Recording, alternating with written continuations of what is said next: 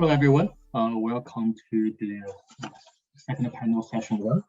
There's a change of moderator. So I'm actually your moderator for this session. My name is Guoping Huang, and I'm the director of the Spatial Analysis Lab at the University of Richmond in the US. Let's get things started. So a couple of housekeeping rules first. So I'm going to actually play all the presentations in videos first. As you're watching the video, please feel free to put in your questions in the chat box, and the presenters actually can read those questions and be prepared to answer those questions after all the three presentations are played. So we have in this session we have three wonderful projects from three very distinctive ethnographic zones. So that's going to be a very interesting collection of projects. The first project is titled Spatial Development Scenarios for Slovenia, National, Regional, and Local Scales. The project is going to be presented. Please excuse me if my pronunciation is not right. Even though I do watch a lot of European football games, I'm still trying my best to make pronunciations right. So the project is by Luke Josovic, Vid Stropnik, Menka Sega, Alan Turnik from the University of Ljubljana in Slovenia. Hello from the University of Ljubljana. In our double presentation, we will show a set of scenarios for spatial development of Slovenia in regional, local, and national scale. Slovenia is a small country of 2 million inhabitants between Central Europe and the Balkans. It is rather a hilly and green country. Over 60% of its territory is covered with forest, which has some important implications for evaluating the change in free numbers in our scenarios. The requirements that our study had to fulfill were mainly related to the mitigating and adapting to climate change, which will cause more frequent drought, floods, and possible loss of coastal areas due to sea level rise. Restructuring of energy sector and achieving a higher share of renewable energy is also a major task, as two main production units, a thermal and nuclear power plant, will reach the end of their lifespan until 2050. The population of Slovenia is predicted to stagnate at 2 million. We began the project with designing national scenarios. For the early adopter scenarios, we created three teams based on three sustainability pillars: environmental, economic, and social. Each team created their own early adopter scenario, emphasizing one of the pillars, and then negotiated with others to reach the final design. We linked the national scenarios with last year's regional design. Based on the national study, we then choose a set of local projects to further elaborate in the detailed scales. The national designs cover the whole country. Last year's regional design, marked in a light gray, is situated in the southern part. Based on the problems identified on the national level, we choose local projects marked with squares on the map. Before going into details, here is an overview map of the early adopter scenarios in which local projects locations are marked with squares and their dominant land use color. Most substantial changes comes from agriculture, forestry, green infrastructure, and energy systems. Designs in all scales mainly address security of sources, be it water, food, or energy. Looking at the national scenarios, early adopter plans the biggest changes. From the economic standpoint, centralization of activities was advocated, while environmental and social alternatives argue for more dispersed and equal development of the country. The result of negotiations among the three alternatives was the decision to develop industry along the main southwest to northeast transport axis, while mobile institutional services, agriculture, and forestry will ensure development of the smaller towns and rural areas. Increased development of the wind power plants is planned in areas of lower ecological value. Solar power plants will be roofed integrated, and the coal-fired power plant will be repurposed to use biomass. National green infrastructure also ensures good ecological connectivity with neighboring countries. As early adopter quickly starts to respond to climate crisis and transitions toward more sustainable production, it also has best impact on sustainable development goals.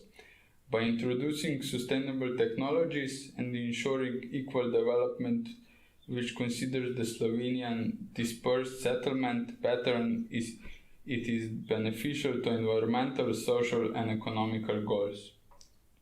The non-adopter scenarios prioritize projects already in the pipeline, which are mostly related to transport infrastructure. New roads and railways are constructed, but little effort is put in developing other systems, which reduces production of food and causes energy transition to lag the EU goals. Institutions mainly centralize in larger cities. Non-adopter fails to recognize the coming climate changes problems and continues developing the country mainly through infrastructure and industrial projects which do not contribute significantly to SDGs.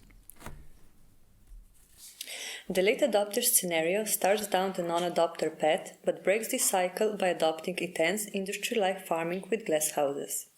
This mostly benefits the SDGs, but some systems that develop sporadically, such as industry, continue to cause them some harm. As mentioned, Slovenia is extensively forest country, so the early adopter scenario that changes the largest area also causes greatest tree loss. This is mainly caused by the reclamation of agricultural land, which is now overgrown in many areas. Nevertheless, given the high total number of trees, no scenario causes a significant loss or addition of trees on a national level, and carbon sequestration in all scenarios is above the average carbon emitted per capita, which is currently at about 7 tons per year.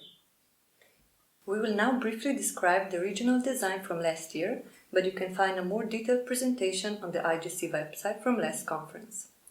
The Green Karst region is in the southern part of Slovenia, characterized by karstic surface, scarce surface water, and extensive forests, which are prime habitats of bears and wolves.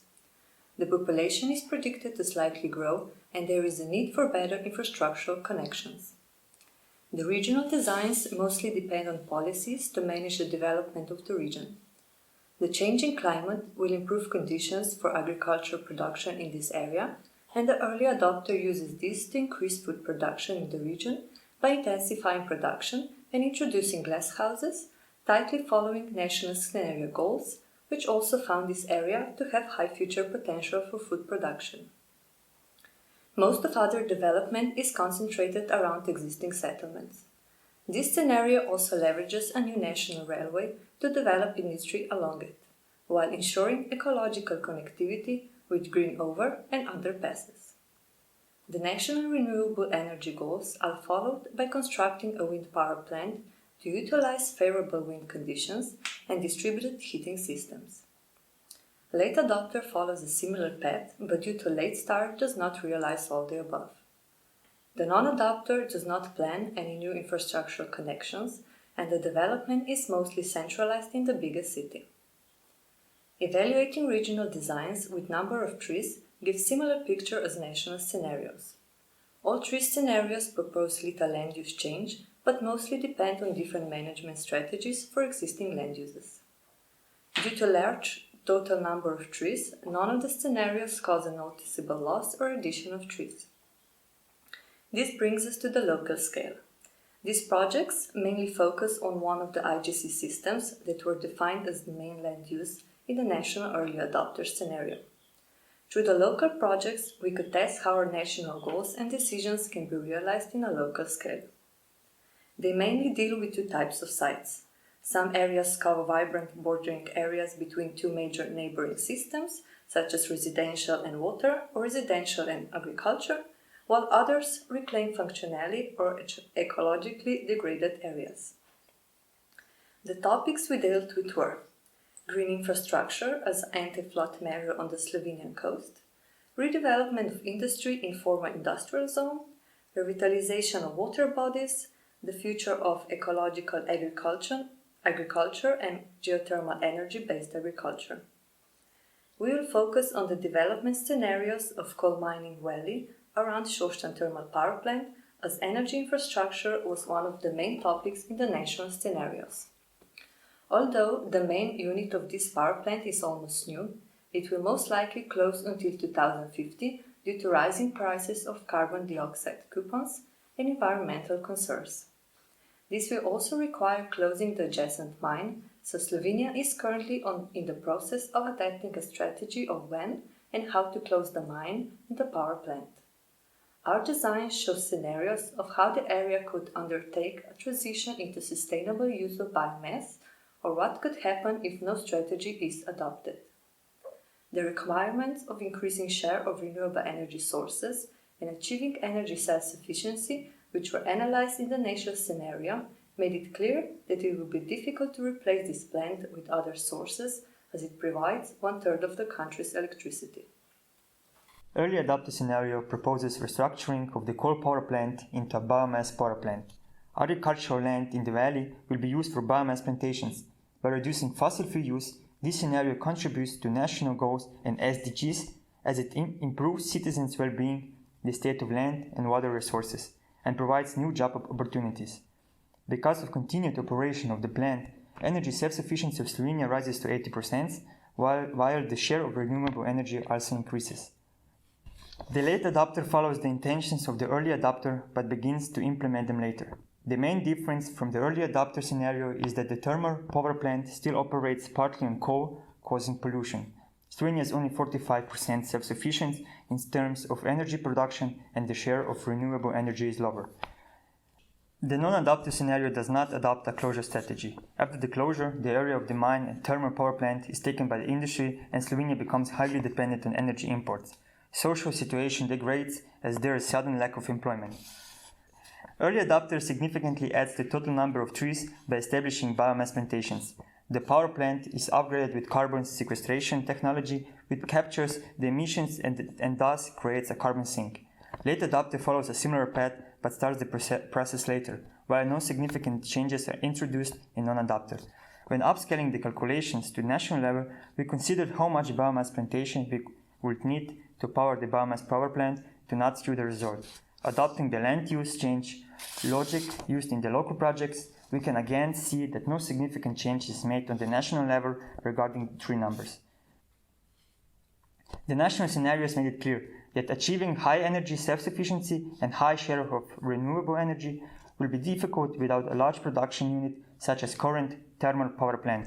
At the same time, we knew from the national scenario that there is ample agricultural land in other parts of the country, so we can restructure agricultural land in this valley from food production to biomass production, which will also reduce pollution on the lakes and groundwater and provide opportunity for employment of miners. Coming back to the overlay of all our scales, we can conclude that nesting the designs mainly facilitates decision-making on detailed scales. Knowing how future goals can be realized on the national scale provides some flexibility to regional and local scales to adopt different strategies. For example, increasing food production is a national goal, but in the presented local project, it made more sense to use the agricultural land for biomass production. Because we knew this location was not considered as a key agricultural area in the national scenario, making this decision was easier. Looking at tree counts, all the scales suggest that the amount of current forests in Slovenia will make it hard to reach a significantly higher numbers if you want to pursue other goals as well. The local projects nevertheless show that there are opportunities to use tree planting to increase the resilience and well-being. This concludes our presentation. As the limited time also limits the detail we could explain, feel free to look us up during the conference for any questions or write to any of these emails. We are looking forward to discussion. All right, so this is our first project, and I also want to make a note that, as I mentioned, this is the only project in the entire IGC, and it covers actually 3 different scales: national, regional, and local. You probably noticed that at the national scale, they even actually talk about how green infrastructure can connect to their neighboring countries. This is actually truly a transnational scale project. That's why they were also given an exception to present their project in 12 minutes instead of 6. Because this is a very, very rich project, I encourage you to actually go to IGC website to actually read their poster there. Our second project is called The Wood for the Trees by my friend Jörg Rektik from the Norwegian University of Life Sciences and the Leibniz University, Hanover, Germany. The basic motive of our project is the sustained growth of the world population and the associated massive urbanization. Cities will grow rapidly in the future and people need housing, flats or houses, to live in the urban realm. The project examines the required amount of concrete and wood as well as the amount of land area that is necessary to accommodate these housings. By using 3 different building material systems, it was examined to what extent the current building practice is sustainable or whether fundamental changes should take place. Concrete only means concrete only. Low hybrid denotes a low proportion of wooden construction elements and a high proportion of concrete. High hybrid denotes a high proportion of wooden construction elements and a low proportion of concrete. Trees are needed for construction purposes as well as for CO2 sequestration. Not to see the wood for the trees seems to be a trend-setting concept. Our this year's IGC project, titled The Wood for the Trees, is closely connected to our previous IGC project titled Global Construction Sand Consumption for the Building of Cities that had been presented in Redlands in 2020. Construction sand is currently the most important commodity after water. What we see in this short movie is destructive sand mining in Cambodia that feeds the land reclamation and building business in Singapore. For our recent IGC project, we chose 3 very large cities as investigation area: Mexico City, Lagos, and Yangon, located at 3 continents: America, Africa, and Asia. The metropolitan area of Mexico City currently houses around 21 million people, and there will be around 16 million more inhabitants by 2050. Lagos has around 14 million inhabitants and is expected to grow of around 12 million people by 2050. About 11 million people currently live in the Yangon metropolitan area. Another 13 million people will live in the Asian city by 2050. As requirements, we framed the population in the selected cities is increasing by 2% annually. We work with 3 building material systems, 3 scenarios, and 3 housing concepts. The accommodation of the additional population had to be fully guaranteed. Land consumption had to be minimized. The use of wood as a renewable resource was supposed to be maximized. An additional effect of timber plantations is the contribution to CO2 sequestration. But we did not design the resulting necessary tree plantations in the workshop at hand. Next time, we will. For each city, we produced a geodesign for each of the 3 building material systems: high hybrid, low hybrid, and concrete only. The choices depend on the decisions of the designer as well as on the economic possibilities of the different places. Concerning the housing concepts, things are relatively easy to grasp. Low-density housing is popular but land-consuming. High-density housing is not so popular but less land-consuming. Medium-density housing is a compromise. The Sustainable Development Goals results are not unconditionally easy to comprehend. However, we have to consider that an unchanged urbanization practice will have long-term negative effects on the SDGs. In the low hybrid and high hybrid systems, the wood requirement is high. This means that in a sustainable approach, more trees would have to be planted as near as possible to the places of consumption. Due to the high proportion of low-density housing, the space consumption will be highest in the non-adopter scenario.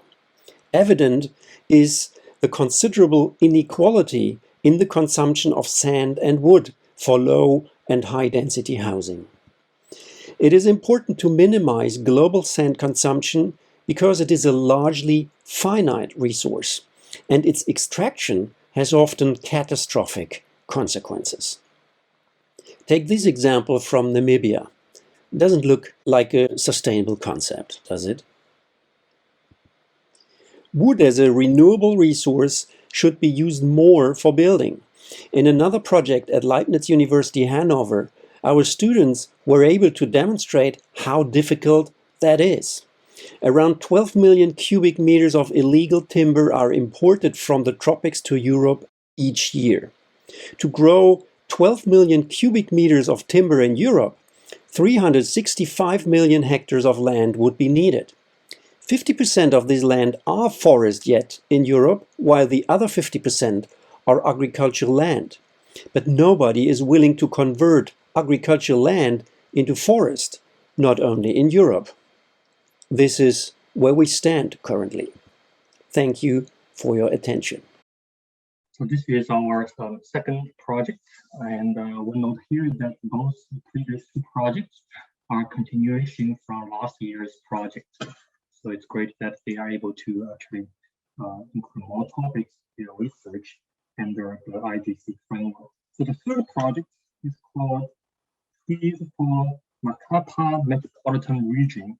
And you probably have noticed that there are lots of actually similar projects in this IGC or from Brazil. They're actually doing this research in different regions in Brazil. And the presenter, Maria Pahita, is the Amapá State Secretariat of Transport in Brazil. Sou Ana Corina, sou arquiteta e técnica da Secretaria de Estado de Transporte do Amapá. Participei do Geodesign Brasil, no grupo que fez o estudo sobre a região metropolitana de Macapá. Bom, a região metropolitana de Macapá ela é composta por Mazagão, Santana e Macapá, como a gente pode observar no mapa, né? E que ela está ao longo localizada ao longo do rio Amazonas, quase chegando ao Atlântico. E à frente da cidade, né, nós podemos observar a quantidade de ilhas que fazem parte do arquipélago do Marajó. Essas ilhas pertencem ao Pará, mas por outro lado, existe uma grande relação econômica entre as ilhas do Pará e a região metropolitana de Macapá. Para melhor compreensão do que é a região metropolitana de Macapá, temos aqui a vista aérea da orla da cidade de Mazagão Novo, que é a sede do município de Mazagão. Temos aqui a vista aérea da cidade de Santana e da ilha de Santana, como membros também integrantes dessa região metropolitana. E por último, a orla da cidade de Macapá. Então, por toda essa importância que tem o rio dentro do contexto dessa região metropolitana. Então, trazendo para a nossa realidade da região metropolitana, a gente observa no canto superior direito a imagem da cidade de Macapá, né? E ao fundo, assim, meio um pouquinho mais difícil, mas a gente consegue visualizar os recortes do que a gente chama de área de ressaca, que nada mais é do que as nossas áreas úmidas. Nós temos áreas úmidas dentro da cidade e que ela também sofre influência de maré. Então, na imagem inferior, a gente vê essas áreas onde tem as palmeiras, né, as aningas, e o que nós também temos nessas áreas? Nós temos a ocupação informal. Então, nós temos essa ocupação das áreas de ressaca pela população através das palafitas. Alguns lugares para se conhecer na região metropolitana de Macapá: Fortaleza de São José de Macapá, o Monumento Marco Zero do Equador e o Museu Sacaca do desenvolvimento sustentável. As atividades dentro do workshop ocorreram de forma padrão para todas as regiões metropolitanas. Primeiramente, se trabalhou os 4 dias, onde se fez, em primeiro momento, o enriquecimento e leitura e criação de notas.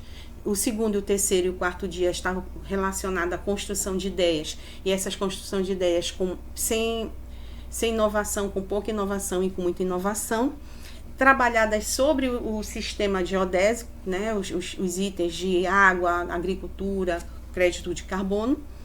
E como resultado dessa discussão, nós tivemos uma criação de um eixo viário para a solução dos acessos de moradia, infraestrutura verde e transporte.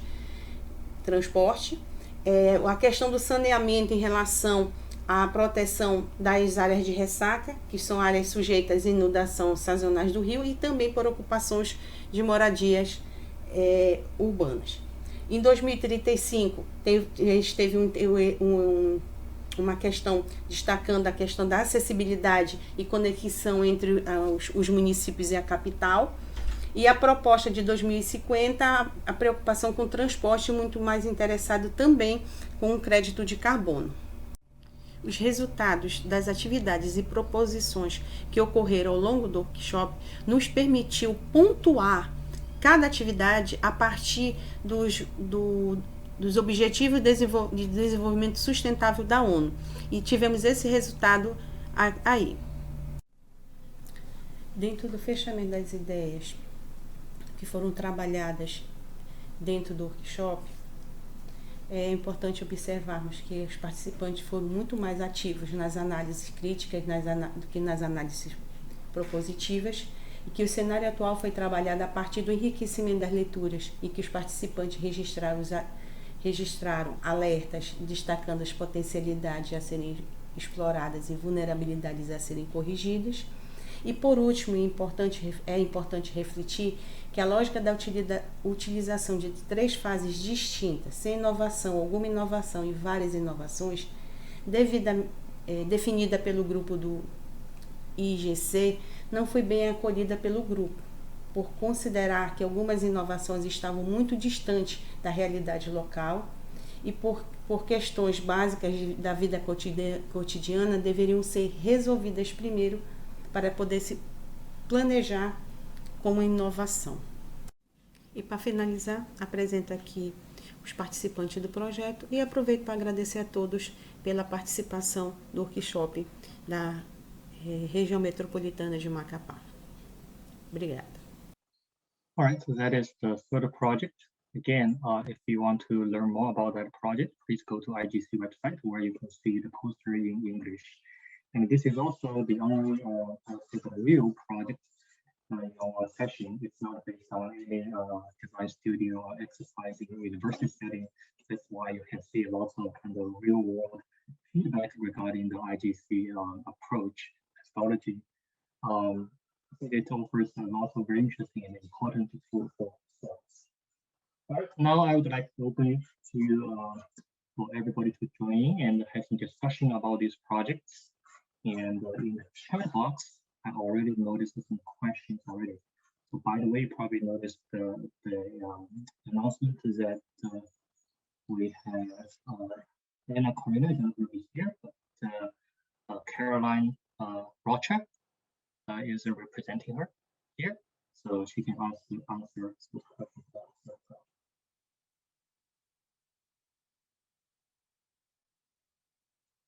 All right. So shall we start with the first question to the Slovenian group? So you referred to forests, wind energy, and biomass. My 2 questions are, what is your stance on first, wind farms in the forest, and the second, biomass from forests? So this is a question from Olaf. Yes, thank you, Olaf. So if I may go ahead with the answer. First, I'd just like to acknowledge that the team from Slovenia was actually quite big and diverse, and there are my colleagues here with me. So if I will feel that they might be more competent to answer any of the questions, I might shift the question to them or just let them chip in. So going to Olaf's questions, first, what do we think about wind farms in forests? Well, first of all, I'm speaking here for myself, not for the whole group, probably. Well, the issue with wind farms or wind power plants in forests is that because of the canopy, the surface is rougher and there is larger friction between wind and the surface. So your towers need to be higher to tap into that wind source that you want to exploit.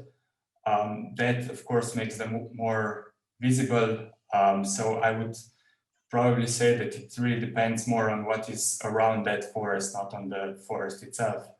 Of course, you also have to have the access roads, which have to be quite wide, especially on the turns, because you need to drive all the parts there and things like that.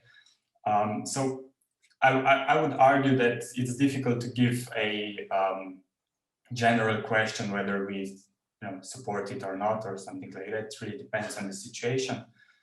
But given that Slovenia is quite a hilly country, and in the valleys and flatlands, you don't really have good wind potential, most of the development, if there will be any of wind power, will probably be situated in forests, or at least some kind of overgrowth that is probably higher than your average agriculture land. When it comes to using biomass from forests, the narrative here in Slovenia is that because we have so much forest, this is like a wealth of our country and we need to utilize it better. We also have quite a sustainable forestry. Clear felling is prohibited, and on balance, the amount that we cut down each year is the same as the amount of new growth. So it kind of evens itself out. And there's already some of biomass used for distributed heating systems. And I think that it has a good potential or a role to play in the future energy mix. Of course, if you're burning the wood, you're not, you're still releasing some emissions. So that's why in the project, we decided to equip the power plant with carbon sequestration technology to create that extra sink. So I think that it's a technology that will probably have some kind of role in the future with appropriate filtering and maybe carbon sequestration additions as well. And thank you. Can I just add two explanations?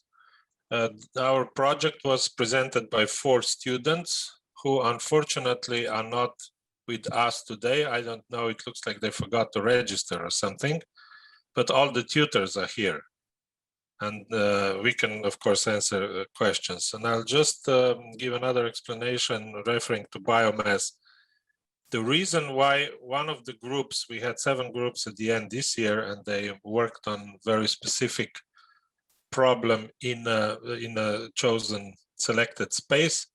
And one was the biomass issue, which was closely connected to the, it's mentioned in the presentation, to the thermal power station, which was built, the 6th block was built a couple of years ago. It costed us 1.6 billion euros, and there's not enough coal, and the coupons are just too expensive. So the students found out that that would be an interesting question, trying to grow wood biomass for this new way of burning biomass, probably wood pellets rather than the coal, which we are running out of it. Anyway, so they actually were looking for a new areas they can use to plant trees there for the biomass use. And that was one of the tasks because of this background story of 1 billion trees planted. The topic behind now, knowing that Slovenia has 58, that's the recent information, that 58% of national territory is covered by forest, which puts us on the 4th place in Europe. Only Finland and 2 Baltic countries are in front of us. But it used to be even 62%. But because of some agricultural works and some even money coming from EU. The agricultural land increased back, but at the end of 19th century, just to give you an example, we had 36% of forest in the country. So actually then it grew. When I was student, it was 54, then it was even 62. Now it's back to 58. So there was no big need to plant more trees, except for these areas. And the Šaleška Dolina, the Šoštanj town was an interesting case study because it's a devastated area. It's the mine, coal mine area, and it was actually part of the reclamation project. So solving the other problems, wider problems, but then also doing on the local level. All right, because of time, let's move on to maybe some questions for the second project. The first question is Annabelle. Is from Mexico City, and the question was, do you consider actual forest industry situation? I would like to have more information on the comparison scenarios. And the second question is about how sensitive are the costs benefits of building with wood for carbon capture to forest management. For example, the need for fertilizer or soil disturbance, does it potentially impact the spatial design? So that these are the questions for the project. Yes, so let me answer the first question. Yes, of course. So we had a big data from QGIS working with the actual forest industry situation in all three cities or around all three cities. And we calculated the additional building material need in these three cities. So you cannot use every species of trees for building a high-rise building or something like that. So in every city of these three ones, we need more space for building wood material. So we don't have enough wood at the moment to feed the building industry, to build more high-rise buildings, or even to build with wood in a low hybrid or high hybrid building material system. And the second question, yeah, very good question. This is a problem that we have, because if we want to plant more trees around these three mega cities, we will lose agricultural land. So you know, agricultural land is fertilized every year with a lot of fertilizer, and even in the next years you have to maintain also the land that you need for planting trees. And even you have the time is running. So if you now plant a little tree, the CO2 segregation will work in maybe 20 years. Like you don't have the full volume of saving CO2 at the moment. You will have it in maybe 20 or 30 years. So of course, this will potentially impact the design, yes.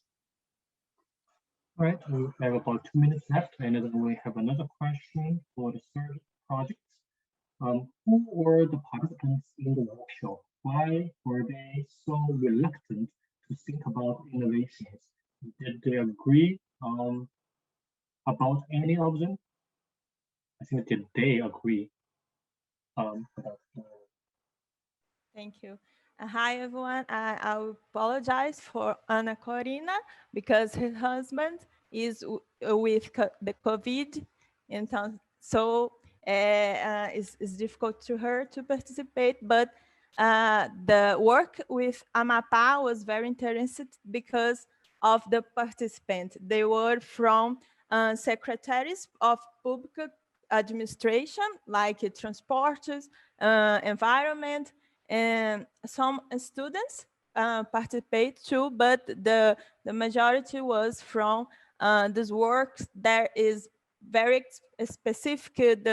the technicians with solutions that they need to resolve with what they have in hand. Like if the problem is the flooding and the river, that is a lot of relationship with the everyday life. They need to resolve this before think about fast trains or something like that. But we discussed a lot with my colleague Fabiana, that is here, in Ana Clara Moura, this is my teacher, that the think about dialogue with the participants about the assumptions that the group of ECG suggested was very important to them to think about something far from now. Think about green and building housings that is better to environment, and how to deal with the question that they have now, but think about the next years. And so it was a very good job with them. Oh, we were out again of the room. Something happened again. I believe the time was up. Yeah, I think the time was up. Okay. Because we were in the middle of the discussion. The same was true for us.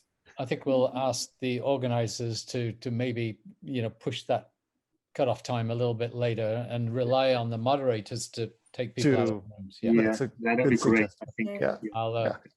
Yeah. Well, I mean, it's. But they were very good, at least in the room I was in. It was fantastic discussion. Yeah, I agree. Carl, you need to unmute. Yeah. And Brian, thank you for your questions, Brian. Each of the presentations had a question that was important and answered it in a cogent and concise way. I thought it was just right, actually. I thought, what else were we going to really talk about without going to the next projects? Yeah, I thought it was very good.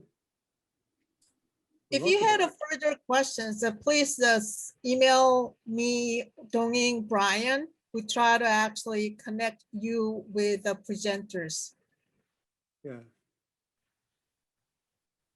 What also we're trying to collect the chats as we go, and so I think if we can do that, to collect the chats from all the moderators, then we might be able to compile something, because this, to me, the question periods and the responses have been much richer than they have been in past IGCs, and I think this is a really useful set of information.